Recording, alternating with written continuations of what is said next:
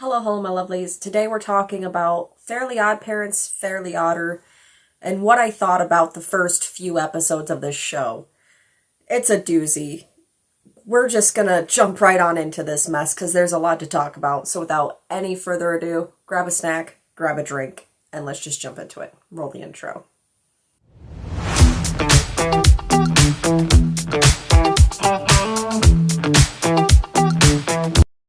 Welcome back. Now, for those of you who do not know, Fairly Odd Parents, Fairly Odder is a new Paramount Plus TV series that is supposed to be based off of the well-known cartoon, The Fairly Odd Parents, which was about a boy named Timmy. He has a pair of what's known as fairy godparents, and they grant him wishes. A lot of the times, Timmy ends up making wishes that backfire and he has to fix them. The show ran for a really long time. I grew up with it, so I was excited when I heard we were getting a live action show. Now, I already made my initial reaction to the trailer itself. If you want to go watch that, it'll be probably in my internet news playlist. I forgot where I put it, honestly. But the new show is Fairly Odd Parents, Fairly Odder. It is now a live action show, not an animated one. And it stars Viv Turner, who is supposed to be Timmy Turner's younger cousin. And in the first episode, Timmy gives away his godparents to Viv when she moves to Dimsdale with her dad. And this show is so crazy, like not even in a good way. There's a lot to go through, so I'm going to just give you like an analysis of all the characters first, and then I'm going to jump into everything else that I thought of. So first we have Viv Turner, and of course I wrote down my initial thoughts, because I have to. Or else I'm just going to be popping off different things about different aspects of the show, so I'm trying to keep things a little more organized this time around. So if you see me looking down a lot, that's why I'm trying to read my note. So we have Viv, she's Timmy's cousin. There isn't really a lot to say. She wasn't like a good character or a bad character. A lot of stuff happens to her, and I legit feel as bad for her as I did for Timmy. Probably not as bad, but I feel pretty bad for her considering everyone else in her life. She's not very social. She's not very outgoing. And you're going to find out very quickly that I have not much to say about her. That's a good thing. Because I have a lot to say about some of the other characters in this TV show. One in particular is like, why? Why? So that's all we got about Viv. She's not really outgoing. She just wants to survive and socially fit in. I mean, that's just cookie cutter. Then we have Roy, who is the other one that shares the godparents and is Vivian's new stepbrother. Roy is really outgoing. He's probably the opposite of Vivian. He's outgoing. He's a basketball star. Everyone adores him. Everyone pleases Roy, including chanting his name repeatedly. Like throughout the entire first episode, they're just like, Roy, Roy, Roy, Roy, Roy. So you can tell who he is. He's very popular. He uses the term, let's go, so much that I am tired of. Like, I don't want to hear that phrase anymore. I don't want to hear the phrase, let's go, anymore. Like, he uses so much slang in this show. So, let's move on to the parents. The dad. I actually forgot his name. That's how much he, like, really matters in this show. He doesn't really matter. Now, I know the parents in the original TV series were very neglectful of Timmy, but this dad is a whole nother level. The whole premise of why they moved to Dimsdale in the first place is because he reconnected with his childhood high school sweetheart, proposed to her, got married, sold his house, and moved all in one weekend. Wow. And he acknowledges that it was crazy to do so to his own daughter, who has not met these people until they're getting ready to move in with this woman and her son. Yeah. So yeah, that's about the dad. Now let's talk about the stepmom, Rachel. This woman, she doesn't care about Vivian, and I don't even think she cares about her husband, Roy, except for what they bring to the table for her. Like, in the second episode, their whole her dance studio is in trouble, and in the first episode, Vivian wishes that her dad would quit ballroom dancing so much, so he quits dancing. And there's this scene where he's holding his new wife, the dad's holding his new wife, Rachel, and she's like, "So you're just a husband now?" And he's like, "Yeah, I don't know why I quit dancing. I don't want to dance ever again." And she's like, "Well, what good is that supposed to be?" Also, in the first episode, there's this moment where they're having a surprise party for Vivian and her dad. And Rachel walks up to her and she's like, "Can I get you anything, hon?" And she's like, "No, I'm fine." And she's like, "It's okay, I didn't want to get you anything anyways." Evil stepmom vibes, maybe? Like, yeah. Cosmo and Wanda, they're fine, although their voice actors sound really freaking tired.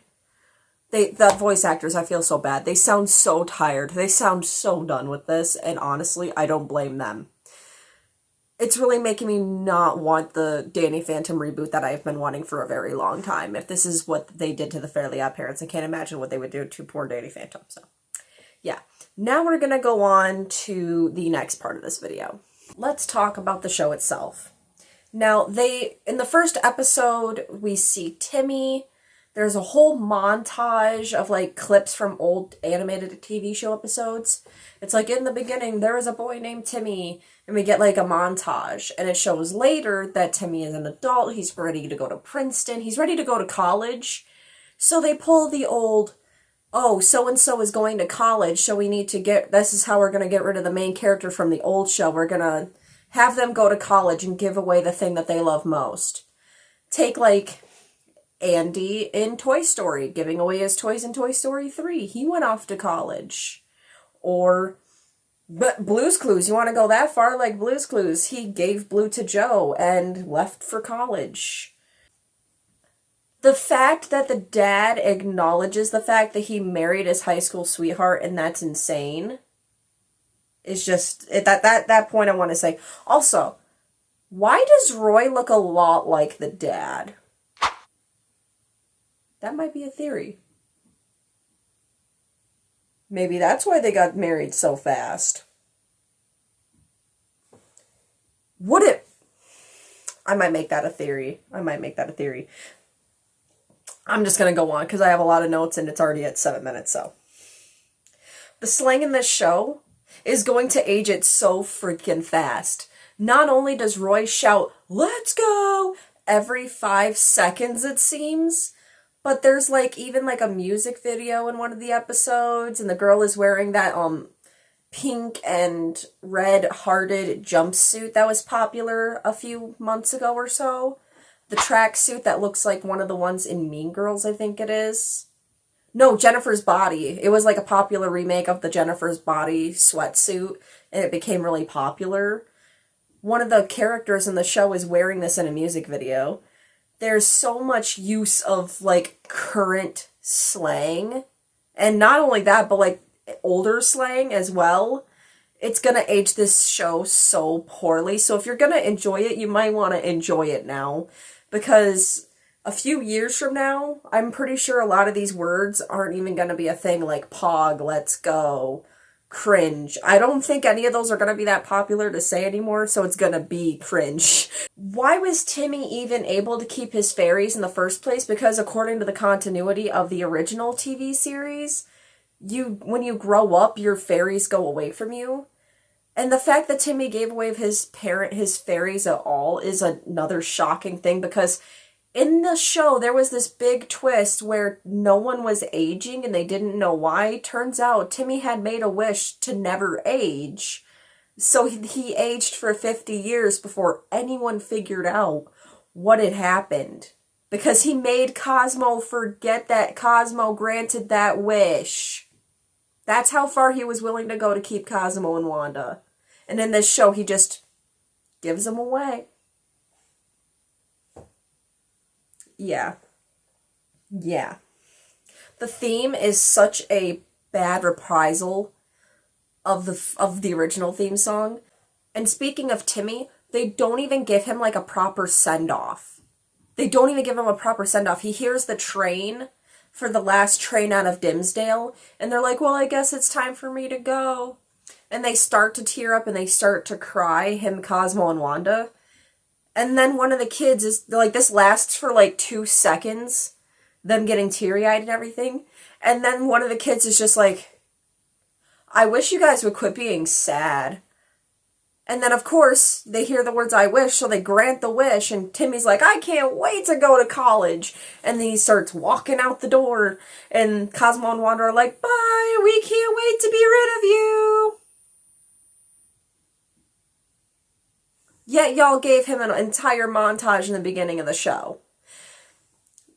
So I'm going to segue into my last thoughts. This show, it feels like they took a scrapped Nickelodeon show pilot, because you could have taken Cosmo, Wanda, all the Fairly OddParents references out of this show and replaced it with like a genie or another being that grants wishes, and absolutely nothing would have changed. This feels like it was so rushed as well. It feels like they just were in a rush, so they took a scrapped pilot from a different Nickelodeon show or another sitcom they were planning on making, and they just kind of threw Fairly OddParents elements into it and used the Fairly OddParents name to get viewers. That's what this feels like. It feels rushed. It feels like they used a scrapped pilot. Nothing would change if you replaced Cosmo and Wanda with another wisecracking magical being that grants wishes. Absolutely nothing. It feels so cookie cutter, like sick Henry Danger, Thundermans type show, and the characters are like just one note. The only one I can say I actually kind of like is Viv, because she kind of has just been drugging all this nonsense. She just wanted to live on a farm. She did not want to have to deal with any of this bull crap, and she is. That's the only character I feel bad for in this entire show, and I even like to some degree. Like, the kids seem to be having this nice budding relationship, but it feels rushed as well. Like, in the first episode, they're already having, like, this besties moment. Everything feels rushed. Like, they just did not care. It's like they gave Timmy this whole montage in the beginning and was like, look, we got Fairly OddParents. And then it's just like, bye, Timmy. Kick you out the door. Our show now. Like, they understood that they were using a famous IP and just did not give two craps about what they're doing with it. That's kind of how it feels. I hate being mean about this show. I really do. I really hate being mean about this show. I really wanted to like this. Like, I'm not just saying that because I grew up with the original show. I'm not just saying this because I wish it was anything other than this. I genuinely wanted to like this. When I heard it was going to be live action, I thought, oh, wicked cool. Are we going to get, like, you know, Timmy's kids? Or, well, like, are we going to follow the story of Timmy's kids? Is this going to be, like, live action Dimsdale? Are we going to see the kids of the characters from the last show? That kind of iteration. Or if you wanted to make it a live action show about a different pair of kids, why not just make up a different pair of fairies and get new voice actors? Why not make it new instead of just banking on the IP of the original? There are ways you can take something old and give it a brand new life and make people young and old like it. And I understand they were trying to pander to a new, younger audience. But you knew people are going to watch this that grew up with it as well, right? Like, you know that. You did that with iCarly. Like, you did this with iCarly, Paramount, and you did a fantastic job. Now, I'm not just saying I don't like it when they take something I grew up with because nostalgia, quit ruining my nostalgia. No. I love it when they take things that I grew up with and they give it new life and they do it the right way. Or they do it in a way that I don't expect. Take iCarly. I love the new iCarly. It's great. It's funny. And it pays homage to the original without making fun of it. Or just using it. They build off of it. instead of just banking on the nostalgia of the original. They do their own things that are different enough that makes it its own thing, and that's great. I like it. And I grew up on iCarly. So it's like, I'm just disappointed. I'm a kid that was obsessed with Fairly Odd Parents. Fairly Odd Parents and Danny Phantom. I related so much to Timmy. Wished I had fairies of my own because I would have liked to change my life. So it kind of hits home with me. Like, this doesn't just hit in the childhood. Like, this just hurts. This was a comfort show for me as a child. Like, this just hurts in the not even just in the childhood. Like, ouch. So yeah, that's what I got for you guys. If you want to watch this, go ahead and watch it. Form your own opinions. These are just mine. But if you feel like it, go ahead. But I wouldn't really recommend you enjoy it now while the slang is still relevant. And judging how fast slang changes, please, just, if you want to watch it now. Don't wait, because you're going to end up feeling so weird watching it later on. That's all I'm going to say. Alright, so if you guys liked this video, please hit the like button, hit the subscribe button maybe. We're on our way to 2,000 subscribers. Hopefully by summer we hit that goal. I would really appreciate it if you would help me reach that goal. I talk about everything. I talk about books, movies, internet drama, anime, TV shows, pop culture stuff in general. So, yeah, there's the whole YouTuber spiel. I hope you guys have a great day. Bye.